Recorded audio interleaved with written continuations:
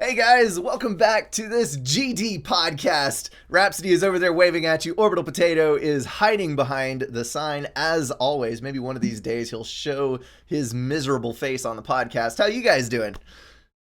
Doing well, and yourself? Yeah. Fantastically well. Are we ever going to see your face, Potato? 10K. Are you actually a potato? 10K.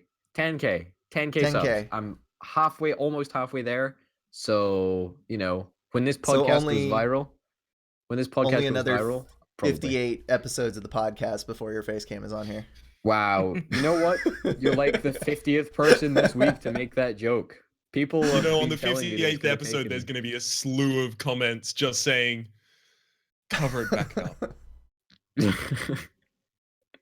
No, by the 50th episode, there'll be, we take it back. Fucking hide the face. Hide the face. Please, hide it. Yeah, that's what's going to happen. As long as you don't have multiple eyes like a spud does, I'm going to be okay. I'll just take that as a win. I do have multiple eyes. More than two. I literally have two eyes. Oddly spaced all over your body that eventually start sprouting leaves. Wow. That's vaguely very specific. All right. Anyway. I think we just started a new horror genre there. Anyway. Video games. Thank you guys for tuning in. We got a pretty good amount of comments on the last video, but unfortunately we didn't get a specific question. If you guys have any questions about life, love, the pursuit of happiness, gaming, or us personally, I know you better, shame on you. Ask us in the comments because we need things to discuss on this podcast. Anyway, there was one guy that made a comment, and it does kind of tie into a news story that I found. He commented that he would love to see a Supreme Commander movie because of our discussion about different video game movies. And from that stems the question, are there games that movies should not be made from? I think I'm going to pose that question before we dive into anything with this news article and other discussions. Rhapsody, go. Angry Birds. Oh, fuck. What? What are we even talking about? Like, I completely zoned out for a second there. Like, I have literally zero idea what we just went. Oh, the height of professionalism. Sorry. Are there any games that shouldn't be made into movies, Orbital? I'm not that bad, am I? I mean, no. My co-hosts aren't even listening to what I'm saying. No, I went to read the comments, right? And I was reading comments about like irrelevant stuff, and then I realized, oh, I'm actually, involved in a podcast. So if you're going to be reading, why not read the show notes where the question is, are there any games that should not be made into movies? Have you got any ideas on that one, Orbital? Yeah, there are some games. Care to expand on that? No. But there probably are some games that shouldn't be made into movies. you want me to and you can't click on the article and say the two that are in the article. No. I've got a good one. You know that game that was played, and some people called it like triangles or threes or something, and it was like 3-3-2 or 3-3-2-8 or something. Shouldn't make that into a movie. I mean, that's a daft idea, isn't it? That's a really daft idea. Okay, now I'm the one that's lost. Well, there you go. That's right. Threes and 1048, by the way, is the other one you're looking for. That's the one. 2096 or whatever. I can't remember. Okay. Hey, Orbital, mate, why don't you turn off your phone? Wow. Really? Wow. Fucking time he's done it to me. What the fuck? Well, the Derailed podcast has already been derailed quite thoroughly. It's been derailed quite substantially. The name in the first 5 minutes, if we can. Anyway, are there any games that you think should not become movies? I'm going to actually point in a slightly different direction. I think there's a ton of games that should not be made into movies because it's two different genres of media, and I kind of found the idea of the Minecraft story mode interesting, where basically they took an IP that tons and tons of people loved, and they developed a story native to the original genre. So you were able to take everything that you loved about the original game and play a story out with it. So just like branching off into a new direction. So I don't know. There's quite a few games floating around that may have had some interesting characters. I don't know. One that was mentioned earlier in our conversation, like Banjo-Kazooie. I can never see a movie being made with that, but if somebody were to develop like a more story-driven game involving the characters and worlds there, staying in the same form of media, maybe that would work out. But I think there is such a laundry list of games that should just never be made into movies that you could sit here and all day and list them. That's actually a really good point that I actually wanted to bring up furthermore, or further on, is the difference between the two media is fundamentally interactivity. You don't interact with the film, but you do interact with the video game, and you get to decide the course that the video game takes and the way in which the video game focuses on different narrative pieces at different narrative times, and also what decisions are made in that narrative. So for me, a large amount of movies that are, I guess, considered really lore heavy, games that are considered lore heavy, that would probably be thought of as ripe for the picking to become a movie, I think shouldn't. And that's the RPG genre. Because entirely invalidating the choices that are made in an RPG, like a role-playing game, it's in the name, kind of removes all of the interesting elements of it. Like I don't want there to be a Fallout movie, for example. I can see a BioShock movie because you don't make any choices in BioShock. Your choices are it's a linear campaign. Hey, whoa, go and play BioShock right now if you haven't already.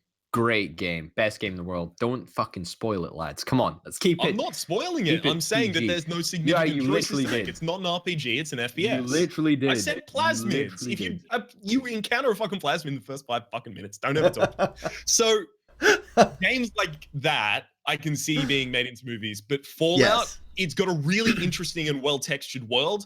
I don't want to see a movie there because it fundamentally changes the way in which I would interact with that world. It breaks your imagination when you're going through the game and you're able to think about all of the logical outcomes and all the decisions you're making, and you're like building up the world around you as much as you are playing the game. Once you see a movie about that, you're kind of locked into that path, and it's a much more linear thing. Outcome of the world. Yeah. See, I agree with you to some extent about the whole role-playing thing and taking away choice and whatever. You don't have that sort of freedom to explore the world like you do in a video game. But I'm quite the opposite, right? I don't like Fallout, the game. I don't like Fallout the games at all. They're not interested to me. They're too big. They're very, very bloaty. And all I care about is the environment and the story. And to an extent, I'd love to explore that myself if I could ever get my head around such a catastrophically huge game. But at the same time, I would love some of that's personal preference too, though. So let me see. Yeah, but I would love to see a Fallout movie. I would love to see like a streamlined, like story-driven, like movie about the Fallout environment. I think that would be really, really interesting. But not to take away from your Fallout movie, just go watch fucking Book of Eli or something like that. There's enough post-apocalyptic. How many apocalyptic exist? Hey, Mad Max, if you want to be a badass roadie.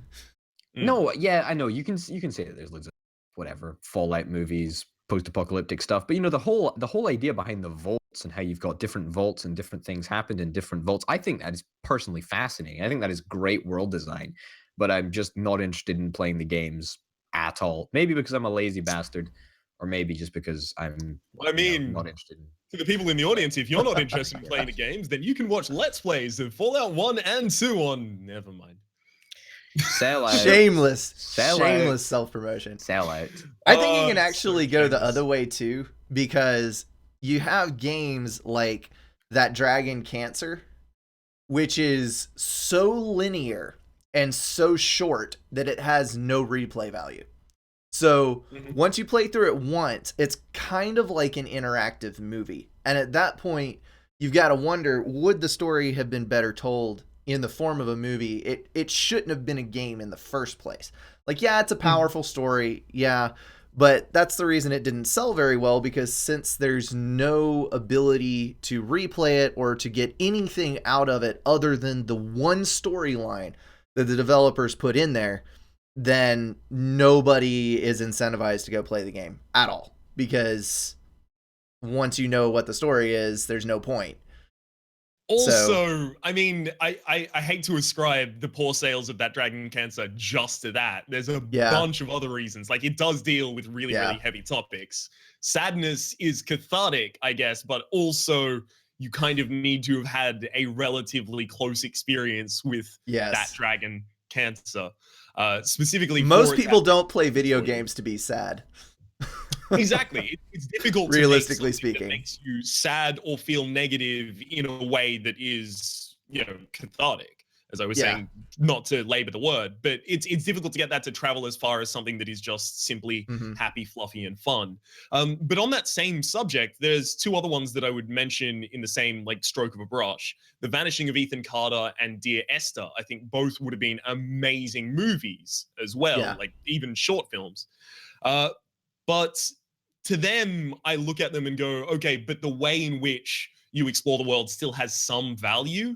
It still adds something to the experience. Things that I think that just outright should have been movies. That's Heavy Rain. That's Heavy Rain. What's the David Cage games? Whatever his name is. All of his games, basically. Yeah. Rain and the fucking other one. From what I hear, I haven't played it myself, but from what I hear, Firewatch was kind of like right on the line there. Because there was one story to play through, but it was just long enough, and there were just enough variations and choices in the dialogue that you could get at least 2 solid playthroughs on it. And there were a few choices to be made, but it's still kind of the same idea where it's not exactly a walking simulator, but you're playing a linear story. So no, it's a walking simulator. It's a walking simulator for sure.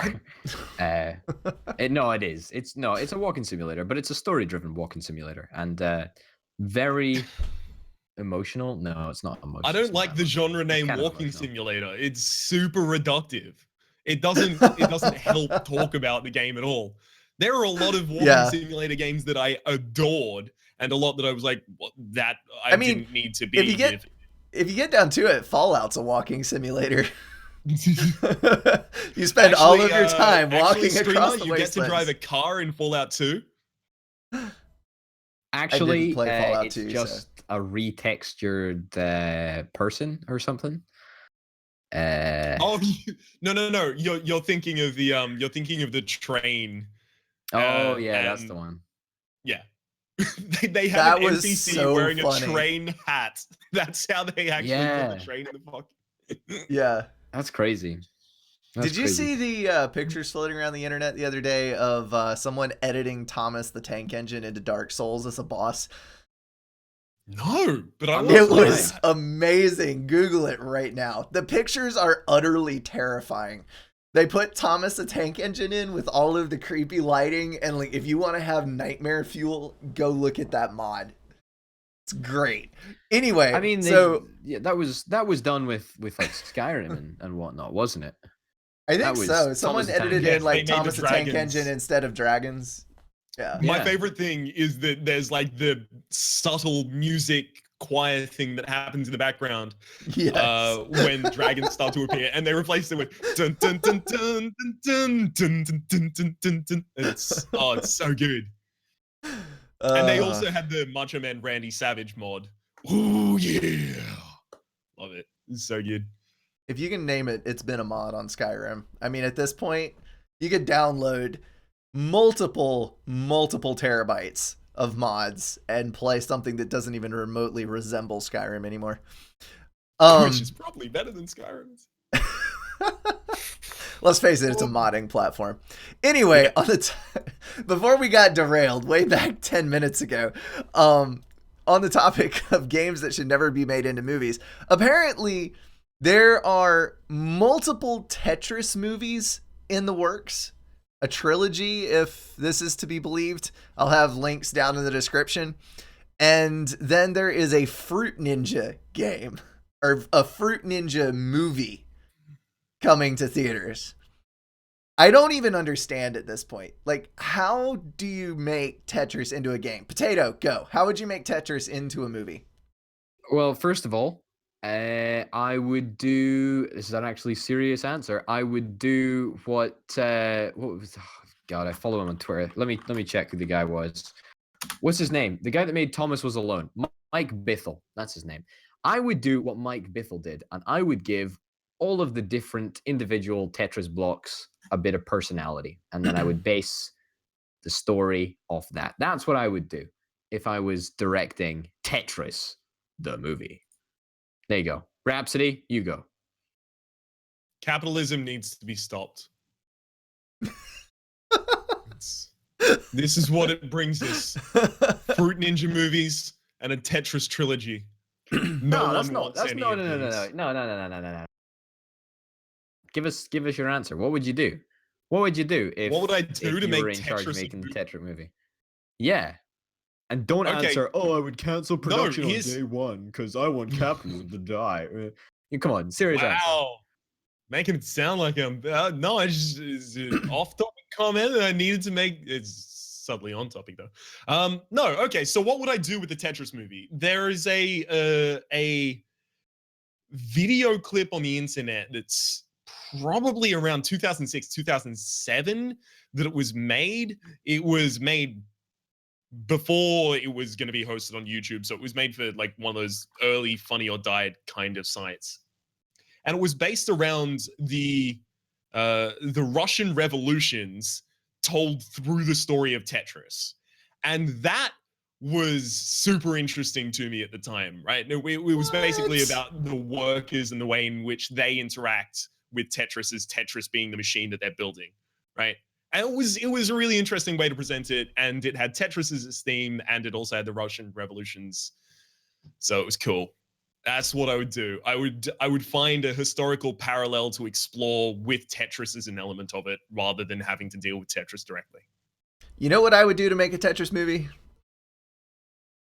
I would say that the Earth had become, this is like way out in the future, the Earth had become so overpopulated that they terraformed and populated Mars, and then realized that there were no other planets that were viable in the solar system, so they had to put the asteroid belt back together again to make a new planet. Wow. Wow. You know what? I never thought that my answer would be the shittiest. I actually thought that my answer would be the best. Wow. Holy cow. That's good answers. Good there answers, you go, friends. That's good answers. I'm impressed. People making the Tetris movie, you can send paychecks for the writing of this script to... No, I'm just kidding. Anyway. If you want to send paychecks for the writing of the script to me directly, please in US currency only, not the Great British Pound if you can avoid it. All right, what have we got next? Actually, speaking of the UK and our resident there, Potato, have you seen Warcraft yet? No, I haven't seen Warcraft. I didn't bother going to the film. And now it's not in cinemas. You had one job, Potato. You had one job. I had one job. But in fairness, it was just heading out of my local cinema as we made the agreement. Like we recorded the podcast on like the Thursday or the Friday. The last showings were that weekend, and then there was one last one on the Tuesday during the week. And I don't think it's been in. I mean, look, I'll check. Excuses. I'll check it out, but I'm pretty sure. All right. Have you guys done it? Have you guys got to see Warcraft? Did we promise to go see the fucking Warcraft film to report back to the podcast? No, we fucking did not. Because I would not spend 14 Australian dollars on that movie. And I would not. I would not spend 12 US dollars on that movie. It's totally still in cinemas. Oh, it's totally still in cinemas, guys. Yeah. Oh my god, it's totally still in cinemas. So are you going to have a review for us next episode? Is that what you're saying? Maybe. Yeah, maybe. Why not? We'll see. Downgraded from yes to a maybe. Yeah. Oh, well. We'll wait another week, see what happens. Maybe. What happens. Or maybe I'll go and see Independence Day instead. Oh my god. That's got Jeff Goldblum in it. You can never go wrong with Jeff Goldblum. I'm just wondering. Because, I mean, we're talking about... what, like 15 years after the... How long has it been since the original Independence Day? Quite frankly, who gives a shit? Like, I don't think anybody outside of America actually cares about it. 14. I think it's 14 or 15, something like that. Yeah, I mean, you're talking about cashing in on nostalgia. The movie is going to have to be so good to live up to expectations. I don't know But see, if it's going to manage it it. didn't even. I don't even think Independence Day did particularly well. I think it was just sort of like a No, but it's kind of niche thing. become one of those cult classic cultural sci-fi touchstone. films. Yeah, exactly. That That's the everybody point. You know, watches. it's a cult classic, but it didn't really do very well. I don't think this one's going to do very well, and So only I wouldn't America describe cares it as a about cult classic. It's a cultural touchstone. It's something that Yeah. everyone knows and they can refer to. Everyone knows the scene where it blows up the White House. Blah, blah, Even blah, if blah, you've blah. never Spoilers watched the for a movie movie. that came out in 1996. By the way, Hey, we I just should looked do it up. 1996, 20 years old. 20 years old. Holy cow. Is Is it coming out on July 4th? It has to come out on July 4th. it probably does. It's a movie called Independence Day. It's gotta. July the 4th is a day of mourning for us in the UK. So, like, why would we ever venture out? Yeah, to just like know. June 23rd is going to be. So in the news, we find it funny because we don't have to face the reality. Yeah. I'm not touching this with Something a barge like pole. that. Fucking move on. Fucking move on. So there's been a lot of controversy over G2A in the past. It is a site that sells game keys, and people have been concerned before with how legal some of these keys are and how morally justifiable some of these keys are. But just in the last week, there's been a couple of different people come out about G2A and how shady some of the crap that's going on over at that site is. It's a little worrisome, to be honest. I mean, it's important to note they're not a key sale site as much as they are a key resale site. People put keys that they have onto the site, which then get sold onwards. Usually at a fraction of the price that you would pay.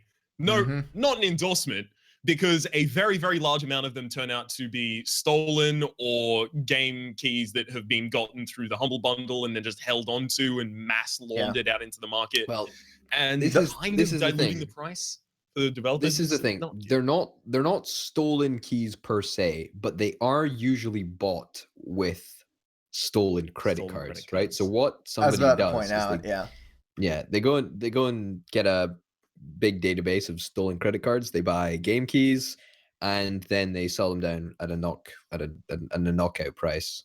And it's just straight up fraud, really, I suppose, isn't it? Yeah, it's basically money laundering. And the problem is that even if the guys get caught and the credit cards get refunded, a lot of times the keys don't get deactivated. Or even if they do get deactivated, they still sell them on G2A, and then you come up with a code that doesn't work, and then it causes all kinds of other problems. But it's just...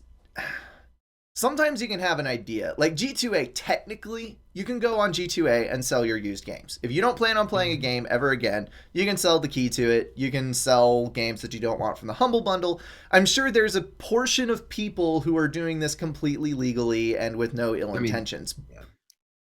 But they kind of locked down, just to clarify on a point, they kind of locked down a little bit of the Humble Bundle thing because about a year and a bit ago now, I think they made it so that you can only activate Humble Bundle keys linked to your Steam account or something. Did they change it back? Did they do that?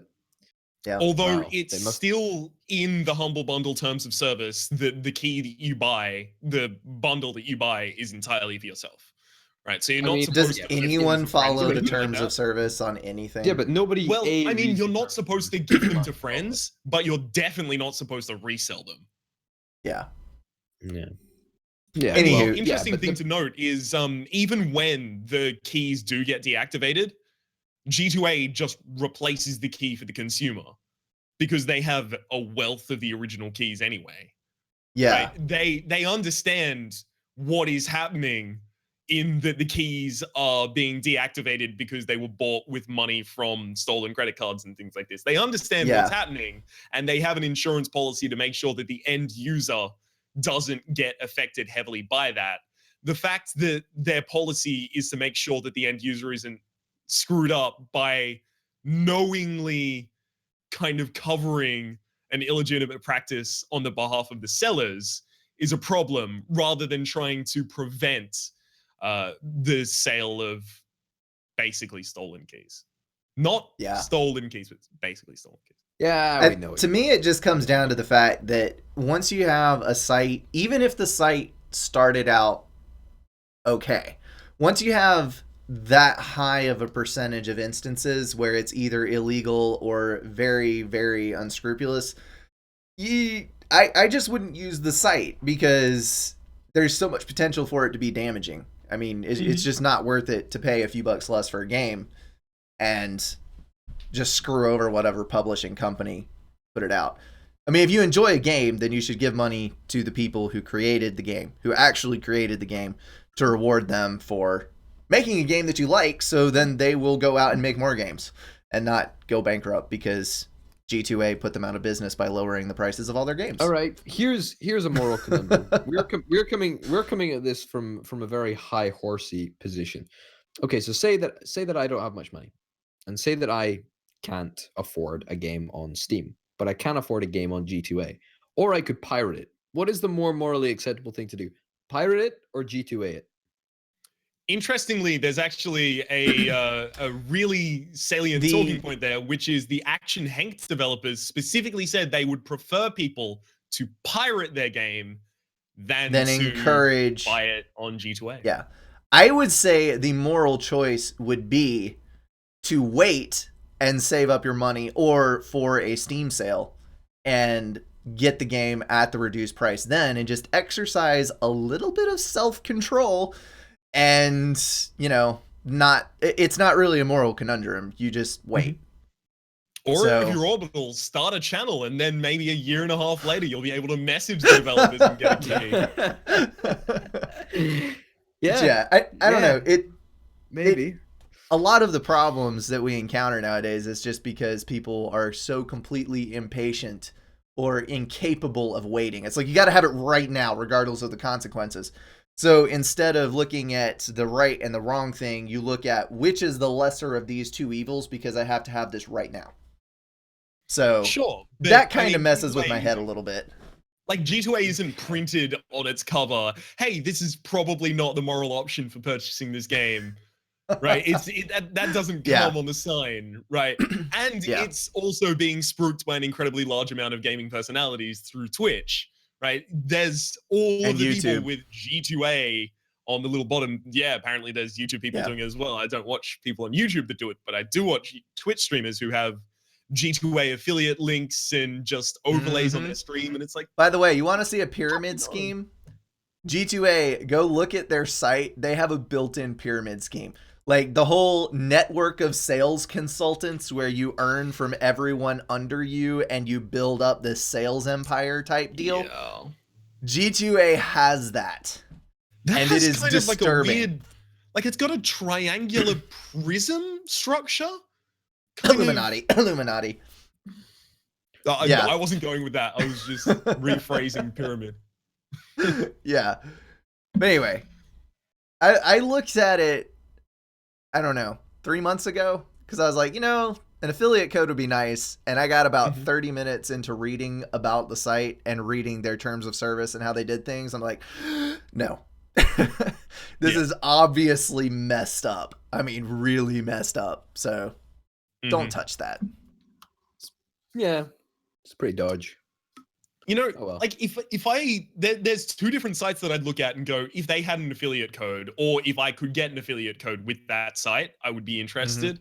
Chrono GG is one. But the other is Humble Bundle. But the thing about Humble Bundle is they've got their split between developers, the Humble Tip, and charity. And so I wouldn't want to take any part of that from an affiliate link. Rather, I want my affiliate link just to donate specifically to the charity that I've pre-selected. And that would be an interesting way to have an affiliate link that isn't directly supporting me, but is directly supporting something that I support. You could do it. I mean, you could have it, you could have the affiliate link go to a separate PayPal account and just always donate everything that came in through that affiliate link. It would be pretty easy to keep records for it, but I mean, it would make sense for Humble Bundle to have that as an option, so you don't have to like go the circuitous route. But anyway. Yeah, that's a good chat. Although, yeah, that's something that I suppose we specifically as YouTubers and streamers and stuff have to worry about. It's not really a big wide problem. Like, yeah, whatever, doesn't matter. Well, I mean, it is Ignore because a me. lot of people buy from G2A, but Well, yeah, I know, but no, but what I mean is it's not a huge big problem to like. I don't even know what I'm trying to say. Ignore me. Just like literally just ignore me. Like just for the Okay. rest of the podcast, just fucking ignore me. Just so do things it. that people Just wish don't they listen could to me. ignore. Mighty number 9, along with Potato. That was a great transition, man. Mighty number was. 9 is getting meta bombed and critically shredded and just talked down to from all corners, basically. This kind of goes back to the earlier thing with the nostalgia, cashing in on nostalgia. Like they're remaking a bunch of old movies and making sequels to a bunch of old movies because they're guaranteed an audience because, you know, people watched the first one and then it's kind of grown in popularity as time goes on. So Mega Man is one of those games. I mean, I can remember playing Mega Man on the original Game Boy way back in the day. And it's just one of those titles that holds a lot of memories for some people. So when this thing popped up on Kickstarter, of course, tons of people jumped on it. Tons of people. And it's released. Yep. And yeah, well, firstly, look at the fucking flames. Like, look at the flames. Look at how crap they look. It looks like pizza. Like this was all over, the internet the other day. Looks like the flames look like pizza. They genuinely look like pizza. And that's ridiculous for a game that's taken such a damned long time to develop. Yeah. An incredible amount of money. What was the total budget on it? 4 point something. Money. 4 point something million? 4 point something? For a 2D side scroller. That's sickening. Wow. That is sickening. Because that's one of the biggest complaints I hear from all corners is how low the production value is on it. Like, the writing is terrible. The story is terrible. Most of the models and graphic textures and things leave things lacking. The voiceover quality is atrocious. I mean, the list just goes on and on and on and on about it. Hey, apparently the gimmicky sort of bit. Apparently the powers that you absorb are pretty cool. Not too shabby. Like some of them are interesting. And it's a cool concept. Like I don't want to, it's a really cool concept. I like it a lot. Did you play the original Mega Man games? No, I did not. I have not played the original. Okay, so let me describe to you the list of powers. The list of powers on the Mega Man game that I had. So there was Scissor Man, and he threw scissor blades that kind of boomeranged around. There was Magnet Man. There was a Beast Man. I can't remember all of them. But yeah, basically they all revolve around stupid things that can be thrown or hurled or ejected or whatever. So there was never anything realistic about the Mega Man franchise. You talking about pizza flames? I would not be surprised if there was a pizza bot at some point in a Mega Man game. Easily could happen. Yeah. Yeah, I'm not interested. I don't give a crap about this game. Not interested at all. Like, it's just I'm cashing in on nostalgia, as you say. It sets a poor precedent for the series of games that have been announced by the original teams doing some sort of a. Usually, it's a spiritual successor to a franchise that they never got to iterate on, right? There's the Bloodstains, which is the Castlevania original developer doing his own team creating another game in that kind of a style. There's Yooka-Laylee, which is the Banjo-Kazooie Rare developers getting back together and doing that in their original style rather than having to do nuts and bolts, which no one liked. Yeah. It unfortunately sets a really early negative precedent for those kinds of games because it's really exciting to be able to see like the democratization of the way in which crowdfunding allows for creatives to ask for the money themselves rather than go to a publisher and ask for permission to create something based on their idealistic creative vision. But it's really, really, really, really not good to be able to see, oh shit, maybe they were right to say don't make another fucking game. Jesus Christ. I don't even know how many iterations there were of Mega Man. I mean, there was like 8 or 9 or 10, weren't there? Then there was the X series, and then X series. all these other ones. So I don't know. It may be that the Mega Man franchise just has hit a brick wall from that perspective, but I don't know. It survived longer and better than Sonic did, so Sonic's still. There's something to be said for that. Sonic's still going. Sonic is going on Twitter, man. Was Sonic Boom dude, Sonic as Boom bad? is just. Was Sonic Boom as bad as Mighty Number 9? We need to make a poll for this. Which one was worse, Sonic Boom or Mighty Number 9? I think people would leave a vote comment. Mighty Number 9 only because it had more nostalgia behind it, because its spiritual successor made of a series that hadn't had an iteration in a very long time. Yeah, it disappointed more people. It disappointed way more people. Like in gaming news, they're working on another Sonic game currently. Does anyone care? No. I care if it's generations. That's what I care. That's it. I had a Sonic game for the GameCube. I can't remember which one it was that I played all the way through. That was reasonably okay. But that's the only thing I have to say about Sonic. No. Yeah, Sonic's all right. No ability to talk about Sonic. Okay. Anyway, another thing about PC gaming that has come up recently is VR exclusivity, where you've got... Okay, I'm going to get this out of the way. I hate Oculus Rift.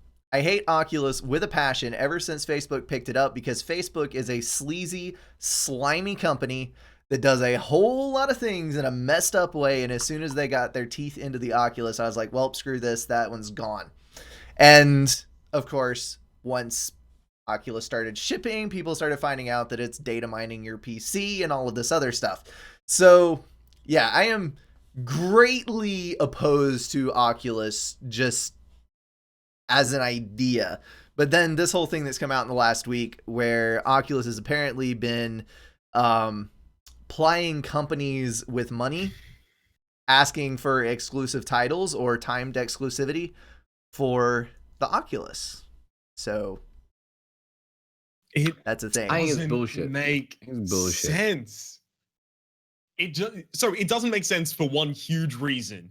On, you know, in your differences between your consoles, your fucking Wii U, your Xbox One/4, your PS4, you know, the difference between those is set heavily by the exclusives. I mean, remove Wii U because then you've got graphical capacity also as another factor, and also the way in which it uses the touchpad remote. But between PS4 and Xbox One, the largest difference is the exclusives, right? Yes. But for VR, they are working towards the same technology to achieve something that is virtual reality, that is defining itself as a completely different control scheme, and they're both working as different companies to achieve the same ends. Do you know what a VR headset is? Sorry? It's a monitor. A VR headset is a monitor. You don't have Acer exclusives and Asus exclusives and LG exclusives. Why the hell would you have Oculus and Vive exclusives? It's not a console. Doesn't make sense. No, but you see, but that's not what they're selling. Like what they're selling is, you know, the hardware on some level, but within that they have a virtual store, and that's what they're pitching exclusivity for. It's like a storefront, which is Oculus has its own store. Part of it. Yeah, it does. Yeah, it's the Oculus store. The Oculus store, and it's exclusive. It's exclusive. You know what you do? You strike deals with the game companies, and you bundle free games with your Oculus headset. That's how you sell it. You don't like straight up go exclusives. You make it. I'm in two minds about this. I'm honestly in two minds about this. Like, I want to be absolutely clear. I think exclusives suck ass, right, for customers, because it means that if you buy, let's face it, an £800, £700, $700, whatever, very, very, very, very, very expensive piece of technology, you damned well want to get your money's worth, and you want to make sure that you get access to games, irregardless of if they're on the Vive or on the Oculus. But at the same time, Yes.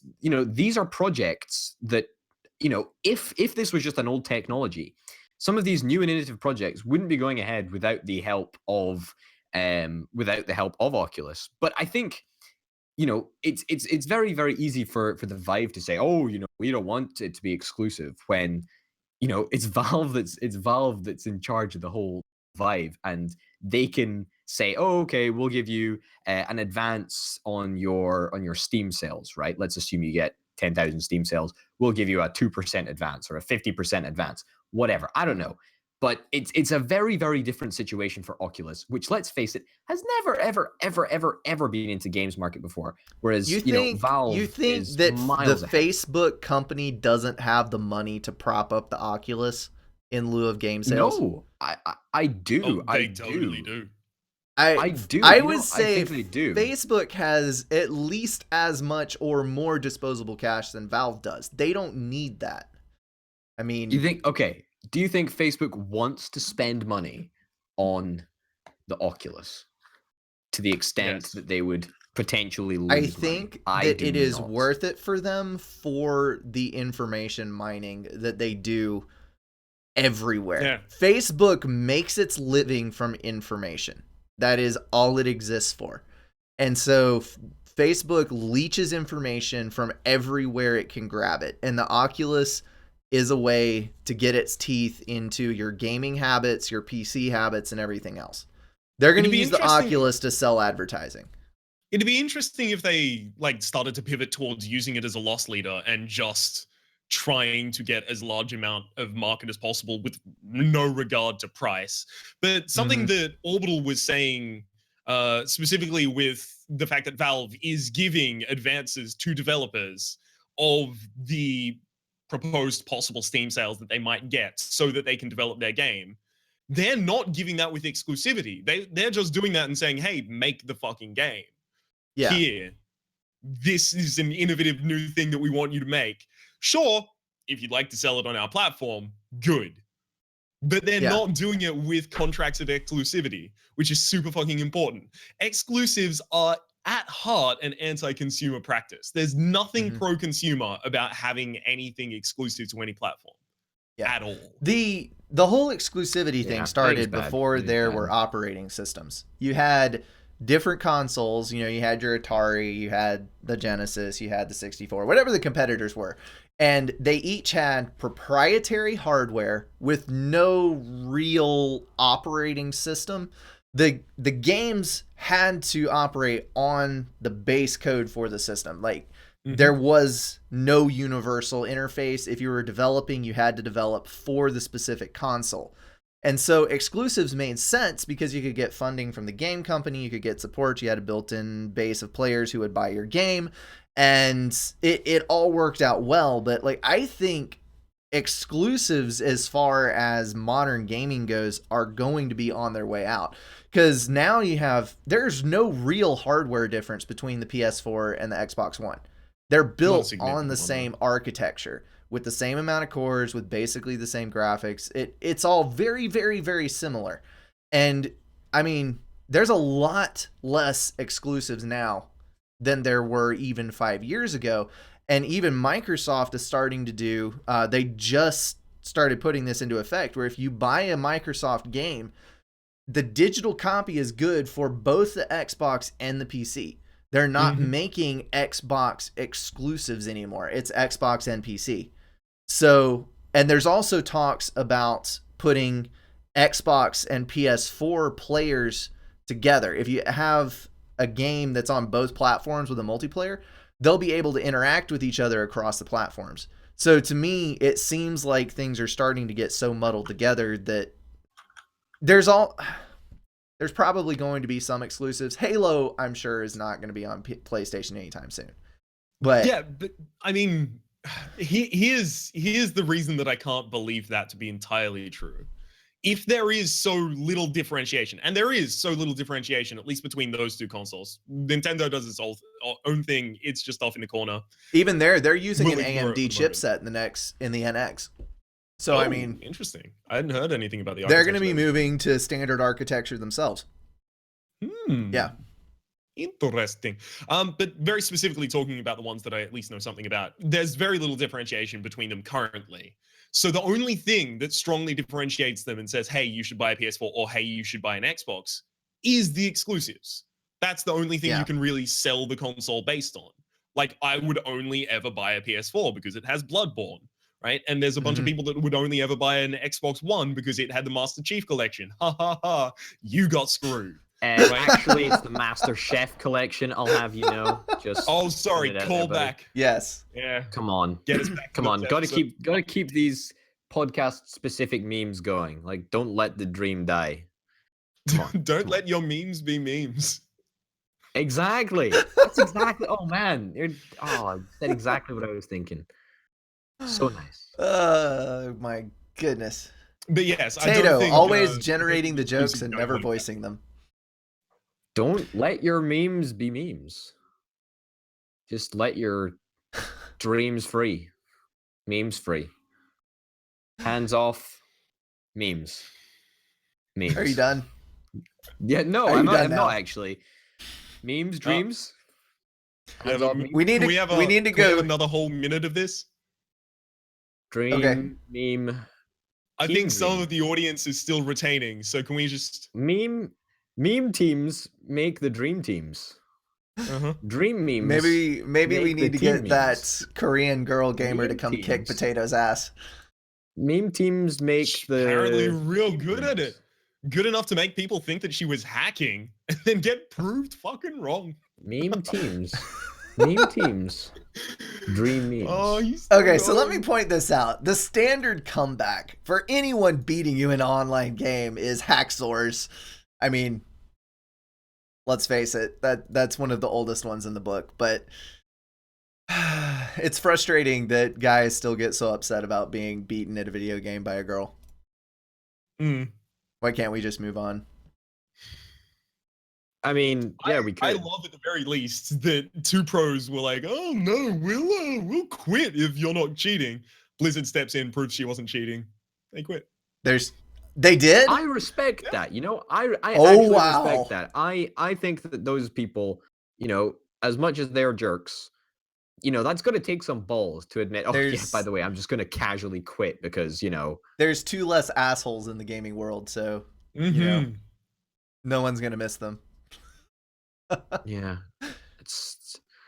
That's pretty nuts, though. That's pretty damn nuts. Yeah. I didn't think that would. Why would you do that? Like, there's, you know, common decency dictates. I have a question. How do you find the single best player at Overwatch anyway?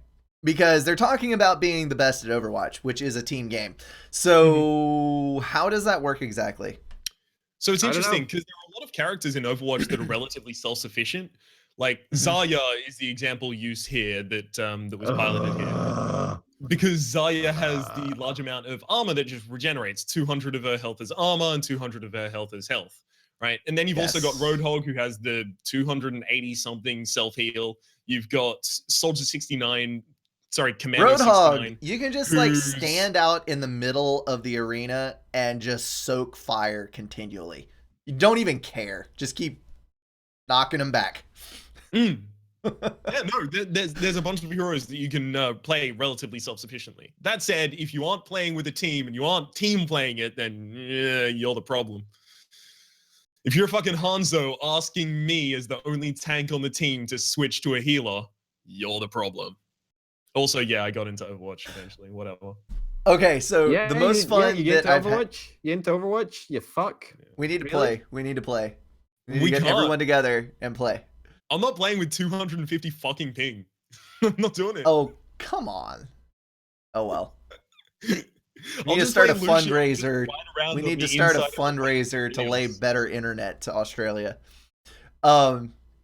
So the most fun that I've had with Overwatch recently, this week I started playing Reinhardt just balls to the wall. Like, don't play him as a tank. Just rush into the middle, use your shield to save yourself just enough so you don't die, and just beat people to death with your hammer. It is so much fun. Yeah. I had a Yeah, game. but like that's not the point of Reinhardt. Reinhardt But- is literally just there as a but meat shield. That's all he's fun. there for. That's all he's good for. That's Today I all he's went good for. 18-3 with Reinhardt. 18-3 with Reinhardt. That is I impressive. mean- in fairness. I do like doing that with Reinhardt. Like, there's a whole team, and you just go, fuck it. Who needs a shield? Just Yes. charge in. Especially if you get a Mercy following you. You have, is it 500 or 600 health? 500. 500 health with a 2k shield Mhm. and brutal melee strength. You just dive into the middle and hope the Mercy lives long enough for you to kill the first person, and then you're good.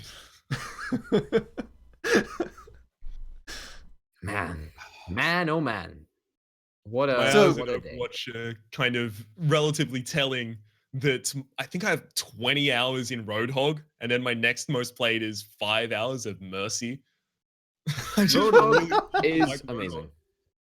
Roadhog is one of the best. So I've much only fun. recently So much mastered the as soon as you pull them to them, you shoot them in the face, right? Like, Yes. fine, easy, right? Yeah. But I've only recently mastered the immediate melee afterwards, so that anyone with 250 HP Oh. eats shit as well. Yes. That's good. I like that. Yes. Good fun. That's next level. You can deny that with Pump It Up. If you time it right, after you get hooked, you can knock them back. Like, as soon as you fall off the hook, there's a very, very, very tiny delay. There's a Anyway. few people who can do that, like Wraith Form with Reaper does that as well. Yeah. Potato, you want to tell us about Civ 6? Yeah, all right. There's this game called Civ 6 coming out. Looks pretty good. And the new mechanic that's been released or being talked about this week is cities and how they are going to be changing from the last game. In this game, cities are actually going to mean something, and you're going to build your city up. You're going to make like little districts that are good for culture and gold and food and production and stuff, I presume. And yeah, looks kind of interesting. Looks kind of like the system that they used in, what was it? Not Endless Dungeon, not Endless Space, the other one. Endless Legend. That's the one. Looks exactly like the system that they've used in Endless Legend. And mixed opinions about it, I suppose. Like, it's a little bit complex, but I guess it's a better payoff. Is It's it a going little to bit redeem complex. them I for mean, Civ I don't want 5? complexity in my grand strategy game. Civ is not a grand strategy. Civ is not It and has fucking never been is. and has never will be a grand strategy. It is a 4X. It literally and is a grand strategy. It is though. literally not a Too grand much strategy. management. Have you? Too much No, management. no. Civilization? Are you kidding me? There's like no management in comparison to like a Paradox grand strategy. Paradox grand strategy is grand. Civ is like baby strategy. It's super simple. in Speaking of comparison. personal preferences that came up earlier with the whole movies versus games thing, you know, to me, if I look at a game and I can't understand it in a half hour, I'm just done. Like, Okay, that's it's actually not an worth interesting my topic. time. Orbital, what's your limit? Because you are a more typically strategy-based gamer. What's your limit Yeah. if you look at a game and you still don't understand it by how long for you to just go, fuck it, I'm just done with this? I want to talk about a game that I love. My favorite game in the entire world, and the difficulties that I had getting into that, and that is Dota 2. Right, a game which I played. I played once. I hated it. Like, I thought it was trash. I didn't understand anything about it, and so I left it like 6 months. Then I watched the international, the big Dota 2 tournament, and after that, I sort of, or just before that, or around that time anyway, I sort of gave it a little shot and got back into it, and actually got into it for the first time. So what do you classify that? 6 months that it took me to get into that, maybe. So that's Let me really clarify. liking it. That's I'm not looking for dislike. I'm looking for not understand. Let me clarify Well, this, so maybe that's it'll the make this a reason. little bit easier to answer. I can specifically relate to Dota, okay? I opened Dota. I was able to play a match, and I managed to kill someone the first time. I did not have a comprehensive knowledge of everything in the game and how to build and do all that kind of stuff, but I could actually make the game work and not be completely useless within 10, 15 minutes. Then you shift over to a game like Supreme Commander, where within 15, 20 minutes, you are able to play a match. You can build things up. You can make some units. You can go kill stuff. It takes months of playing to reach a competitive level at Supreme Commander, but you can understand it. Then you go to Hearts of Iron 4, and 45 minutes in, you still don't understand how to micromanage everything going on in your economy and all of your relations, and you don't even know what half of the functions are, and you can be 5 hours in and you're still learning about basic things that you should know. And that's just too much. It's too much.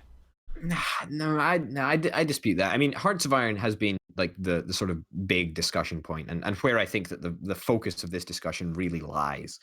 That's a complex game. I'm not denying that's a complex game, and I might understand Paradox games a little bit more because I have played, and will continue to play a lot of them. But fundamentally, the game has a tutorial in it. The tutorial explains the very, very, very most basic layer, and I think that you can get along quite happily with that basic layer. But I think that it's really interesting when you have a game and you don't quite fully understand it. It's like wrestling with a big invisible giant, and I actually have a really, really good time with that. Maybe that's just me, right? But it all goes back to personal preference because everybody has a different cutoff point for that. Like I said, mine is about 30 minutes. If I don't get it in 30 minutes, I'm just not going to play it. No, but you see, I think it's more than that though, because I'm still playing, and let me check on Steam how many hours I've actually put into it, right? But even at like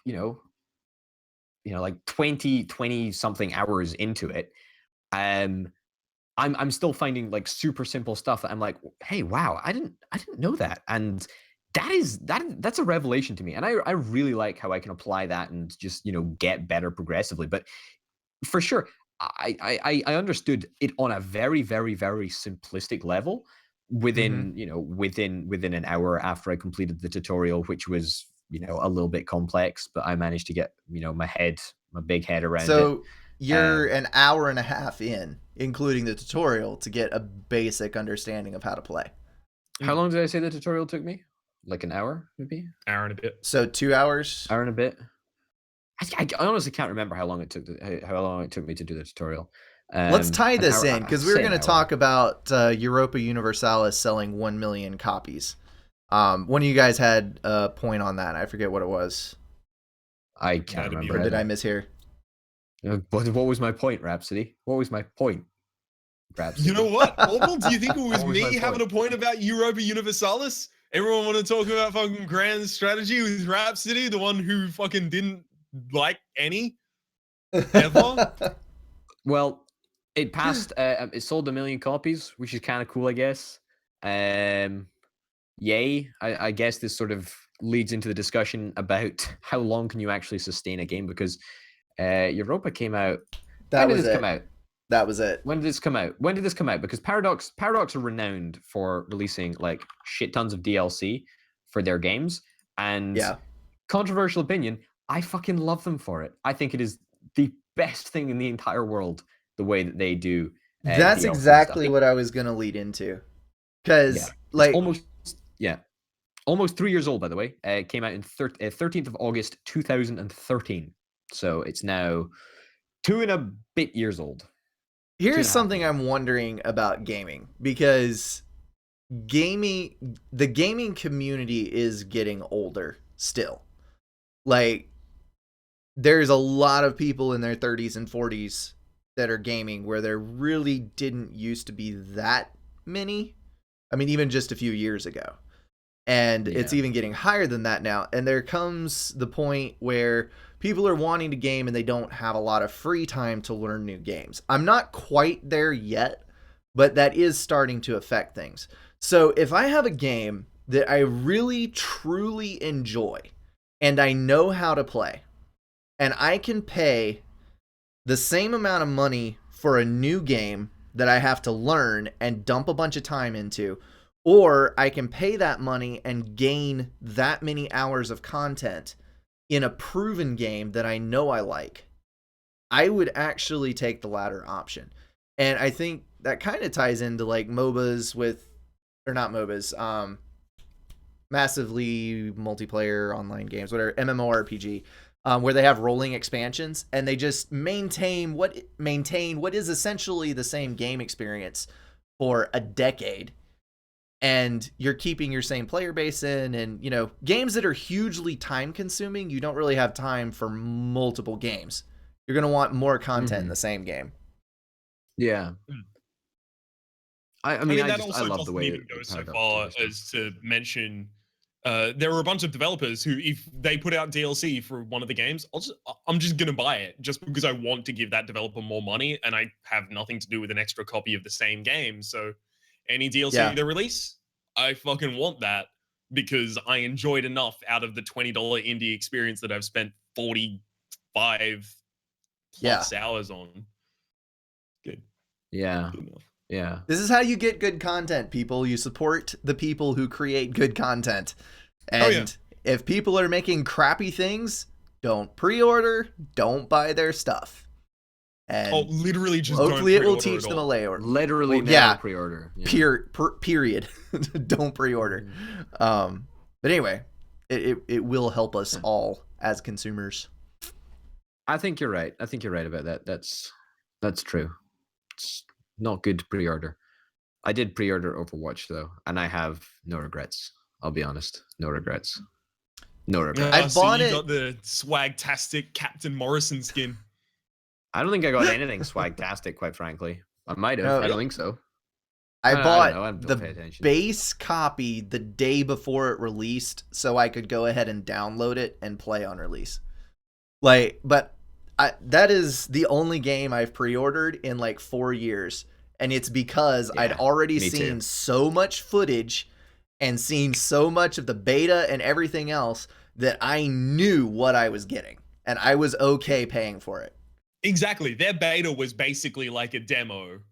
Yeah. That was available to a fair few people, but also was being streamed by some of the largest channels on Twitch and recorded by some of the largest channels on YouTube. So they already had a large amount of information about the quality of the game out there.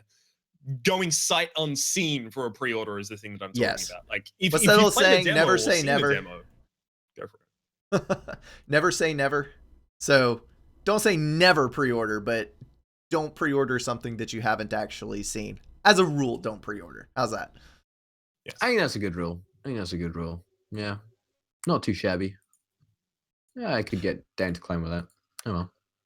So there you go. As far as games copies. that we've played this week, I think we established that there hasn't been a whole lot new played between the three of us. I do have one note to mention. Go, Potato. I mean, me and Rhapsody have been playing a little bit of Don't Starve Together. We played that on stream, and just getting back into that. Like, it's so much fun. Like, it's really, really good. I'm loving that game again. I was watching y'all. It looks pretty cool. It is a really fun game. It's hugely, hugely enjoyable to play. Really, really loving it. Really good fun. Is it? Love it to bits. I don't know. I got kind of burnt out on survival crafting games for a while. Is it different enough that it's worth jumping back into? Yes. So I'm relatively similar in the survival crafting games were coming out between 2004 and late 2015. Every second game that came out was a survival crafting game of a certain kind. And I got burnt the hell out so quickly. And I remember saying, after I got like a question on Ask FM asking about playing survival crafting games on my channel, I said, I'm literally never going to do that. And a few weeks later, we started. Never say never. It was one of the questions about Ark Survival Evolved. I said, no, I don't like survival crafting games. I'm not going to play one on the channel. And then a few weeks later, we started Don't Starve together because the world of Don't Starve is super interesting, and the way that it deals with its own universe is super interesting. But the art style is freaking amazing. Yes. I was just admiring the characters. Yeah, It's got a brilliant sensibility about itself and presentation. But further than that, it's actually really, really solid on its mechanics, right? Like everything is set. It's already there. It's a finished game. And how many finished survival crafting games are there? Is Minecraft finished yet, or is it still in beta? Hey, that was released ages ago. Come on. Don't give Minecraft a hard time. Oh, come on. It was only in beta for 4 years or however long. It was like one guy for like half of that time or so. Yeah. Like, well, yeah, no, a lot of the survival crafting games are one guy. That's a good point. But yeah, like holy cow, don't starve. The devs are like super active. They're always like updating stuff. There's new things to play around with. And it's really, really fun, especially when you're dicking around with other people. Like that is good. Like, yeah, it's really good fun. Really good fun. Really glad that they decided to make it a multiplayer experience. Really good game. That's me. No kidding. It works really well. I mean, it works really well as an idea in multiplayer. However, I will note that it's not amazing in its implementation of multiplayer. So Orbital and I have a relatively large amount of distance between us, usually 300 milliseconds when we're connecting to a similar server. For a game like this, it shouldn't matter as much. But something I learned very recently is that the way that it deals with netcode, even if you're right next to the person you're playing with, they're still going to get a relatively large amount of desync from the actual way that the server is running and the simulation that the server is presenting them. So you can get hit by things that don't look like they should have hit you. You can be in a bunch of situations like that. It'd be really nice to see them work a little bit better on that. But the game itself is super solid. Yeah, it's a good game. It's a really good game. Cool beans. Any others you guys want to hit? No, you go ahead. This is your show, man. You've got something to talk about. Go for it. I was just going to say, I have been jumping back into Supreme Commander 2, which, as far as multiplayer goes, is completely worthless in my opinion. But I was playing through the campaign kind of for nostalgia's sake, because that's actually, I think it was one of the first RTS campaigns that I played through. I'm trying to remember. It was on Xbox 360. RTS on an Xbox. Yay. Yay for 200 unit cap. Anyway, I had forgotten how cheesy the campaign was. So, kind of bringing this full circle, I'm glad that there isn't a Subcom 2 movie, because it's kind of cringeworthy. Are you telling me Subcom 2 wasn't better than the first one? What are you talking about, man? Subcom 2 is like the height of the series. What are you talking about? Jeez. Watch out. Someone might hunt you down. Man. Get out with the time. Nobody listens to the podcast this far anyway. You know, like statistically, it's like 5% of the people reach it to like the 95th part of it. So like, you think we've still got 5%? Shout out to all you folks that are listening right now. Comment down below if you're listening right. Shout out to you, lovely folks. There you go. Yes, pretty much the only thing I've been picking up. So I don't have any games on my radar at the moment. Although there was that strategy game pack on the Steam summer sale that I might have to pick up. But anyway, the Steam summer sale, it tempts us all, even if we don't really like what any of the options are. No, it doesn't tempt me at all. It doesn't tempt me at all. I'm not interested. Not interested. Not interested. Not interested. No. You're the wettest blanket of all time. There's so many good. Just Open today, Steam. they're highlighting The Binding of Isaac Rebirth. I've spent over 800 hours in that game by itself. What? Yes. Holy hell, dude. Oh, dude, throughout the course of the Isaac games, including the previous Isaac game, I'm just under 2,000 hours, I believe. How do you spend that much time in Binding of Isaac? Because I'm irresponsible. No, because it actually has an incredibly large amount of mechanical depth that you can get into, especially with something I really like. And it's randomly generated worlds, so it's different every time. So and it's got that going for it. Oh god, 2,000 hours. Good lord. Adventure Capitalist is on sale. Why is it on sale? Apparently they have like a bundle.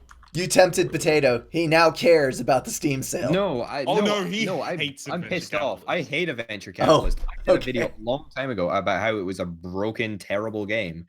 and it was physically impossible to complete. It's like a free to play game, right? It's physically impossible to complete in somebody's lifetime. Somebody did the maths on it, and it was like impossible. I got 95% of the way through that game. I was just about to complete it, and then they updated it, and they released a whole bunch of stuff that made it basically impossible to complete. And I hated it ever since. What I you're really don't saying like it. is that you spent your entire life on it.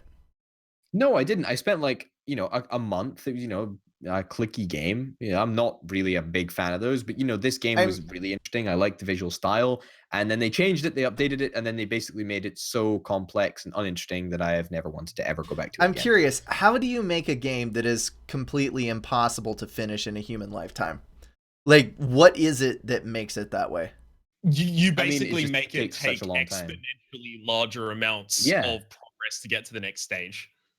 Yeah. And it's kind of like it's kind of like I put 1 grain of rice on the first space in a chessboard, and then 2 grains of rice in the second space, and then 4 grains of rice, and then by the time you get to the final space on the chessboard, you need more grains of rice than there are atoms in the universe. It's like Cookie Clicker. Cookie Clicker is good. I will admit, is good. I had my round with Cookie Clicker, but I came to terms with the fact that there is no end and just stopped at some point. But you're saying this game has a goal that is so far out that it is irresponsible as a human being to finish it, but it does have an endpoint. Yes. Cookie Clicker runs out of content, right? You just continue going until you get at the point I was playing past the Grandma Apocalypse, and then it's like, all right, cool, I've done all of the content in Cookie Clicker, I can now delete my save, I'm free of this demon, right? But this game just keeps pushing, it moves the goalposts out further and further, and then keeps trying to tempt you with, oh, would you like to buy some of the microtransactions that might make this a little cheaper and faster for you? Well, not cheaper, but faster and easier for you. Dirty. Yeah, it's actually really, really psychologically manipulative in that way. I don't like the game, although I have been playing it recently because I'm weak. Shame on you. What were we saying about not supporting game publishers who do terrible things to you? I don't buy anything from them. Boom! Not supporting. Okay. Wow. All right. So you just use their product for free? Okay, fair enough. It's just your lifeblood. It's just your lifeblood that you're feeding them. Look, guys, here's a recommendation. You want a free-to-play game? You want a free-to-play game that's going to want to make you support the developers? Play Dota. That's it. Problem solved. Play Dota. That's a free-to-play game that might want you to support your neck with a noose. Didn't you say that you... Wow. I believe you specifically said that you hate yourself every time you turn on Dota. Mm-hmm. I mean, I do, but... You hate everything about Dota. Is that any different still to the rest of Orbital's life? No, it's actually a significant improvement from the rest of my life. I hate myself more when I'm not playing Dota. So there you go. I give up. So on Dota, that guys. note, Dota. Everyone feel free to reflect on your pitiful lives because this GD podcast has reached a conclusion. You have to find something else to do, whether it's Dota or whether it's randomly reading about all the things we've talked about in the links in the description. That is up to you. But it has been fun. Thanks for joining me, guys. Not a problem whatsoever. Thanks for having me. Yeah. Woo. The light of the party right there. And thank you guys for watching. We will see you in the next one. See you then.